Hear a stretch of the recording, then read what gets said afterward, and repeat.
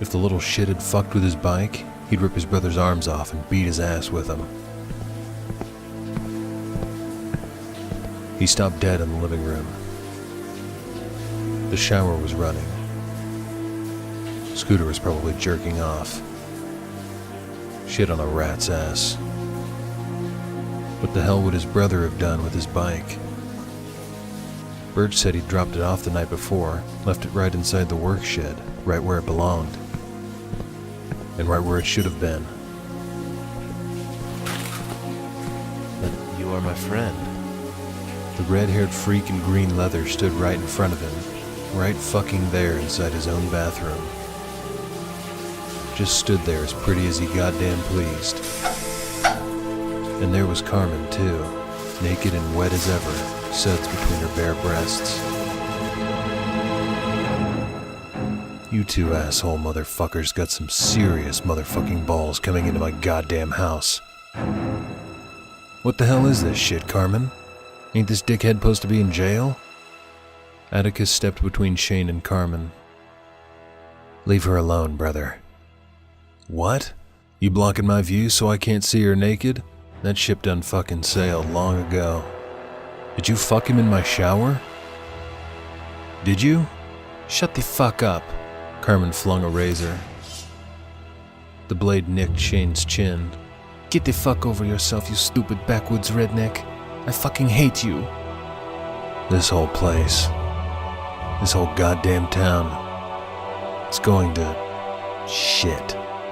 It's fucking going insane. Mike tells me shit about a giant-ass spider. Says your crazy freaky ass was there. Ever since you fucking came to Buckeye, everything's gone to batshit crazy. One quick stride and he was face to face with Atticus. But you know what, bro? I don't have time for either of you. He about-faced. Shane. Keeping his back toward her, he tightened his fists by his side. Yeah. Where's Amy? Don't know. He couldn't hang around to explain why he didn't know. He couldn't look at either of them for another second. Holy shit, he wanted to drop-kick Atticus and turn his face inside out, make it as red as his hair. But if what happened before, the whole bouncing off some invisible shield thing, happened again, happened now when his nerves were wire thin, he'd lose his ever-loving mind. If he ever needed to keep his focus, it was right now. Amy was out there, somewhere.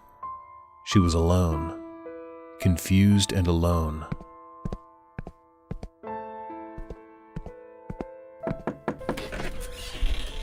Hey, sorry, but the bike wouldn't start. Had to come in the car. What's going on? Get in the jalopy. I'll tell you on the way. On the way to where? The edge of the woods, about 2 miles down the road. What's there? Hopefully Amy. Shane. Shane turned to see Carmen, now dressed, descending the steps. She wore one of Amy's halter tops and a pair of Daisy Dukes. Atticus followed behind.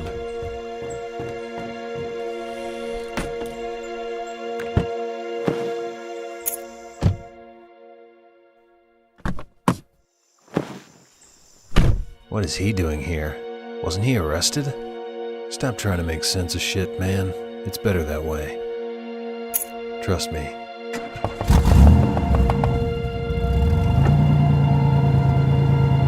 If Amy's in trouble, then let us help. Your new boy toy is what got us into this barrel of fucks. That's a whole lot of forest just for the two of us. Thousands of acres, if memory serves. Atticus stepped past Carmen. He circled to the front of the truck. The beast will come for her, and you can't stop it alone. Son of a fuck bitch cock and twisted it. If he laid down the gas, would the invisible wall be able to stop the jalopy? Shit. A good wind could stop the jalopy.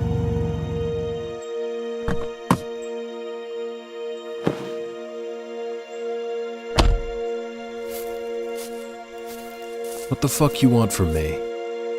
Your help killing the beast. Not nobody on this godforsaken planet knew the fire of hate that burned inside Shane for this asshole. He hated the fucker. Really hated him. I'm not your enemy. You know what I'm thinking? You can read my mind? From the bed of the truck? He ain't reading shit. You about as transparent as glass. Shane flipped her off. He glared at Atticus. What does the beast want with her? Atticus frowned. He seemed to ponder Shane's question. Either he didn't know the answer or he was conjuring a believable lie. Shane wanted to believe the guy was a shit. He really wanted to believe it. But every cell in his body screamed otherwise. Instincts. Intuition. Or maybe it was like Atticus had said, cosmic fate. At this point, Shane was open to any shred of hope. Because if this guy wasn't the enemy, and the beast was, then Atticus was telling the truth. Atticus wanted to kill this beast, whoever it was.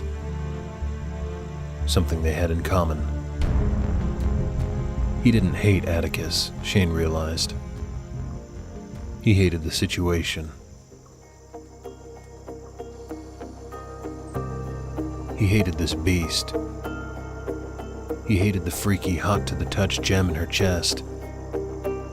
He hated this town. He hated Carmen. He hated his job. He hated Birch.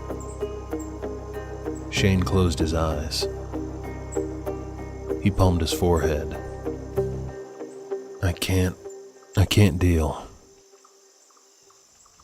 Atticus reached for his shoulder, but Shane swung a backhand out, blocking Atticus's touch, bumping Shane's wrist to Atticus's forearm.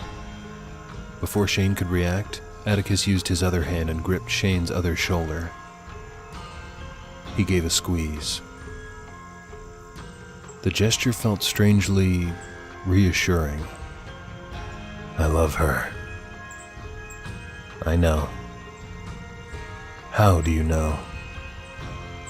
I am your twin. We are the same, but different. What does the beast want? I don't know. What do you know? I know he is mortal. He can die. You know how to kill him? Not exactly. But you know that he can be defeated? I know who can defeat him. Us? Only us. If we fail, all life on all worlds will be obliterated. We're the only ones out of trillions of people that can stop it? Yes. Why us? Why me? I do not know, but I am sure you are one of the chosen. If you search your inner self, you will sense what I say is the truth.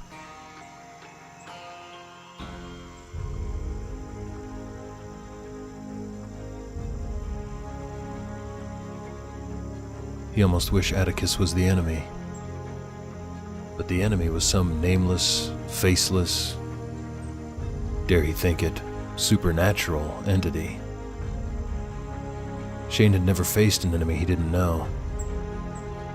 Fighting had always been so linear, so black and white. This here was gray as fuck. God, he needed a drink or 10. This is a temp gig for me. When I get Amy back, I'm out. I want no part of your cult. If you get Amy back, then that means the beast is dead. I nor any member of the Order will ask more of you. First, we find her. Get in.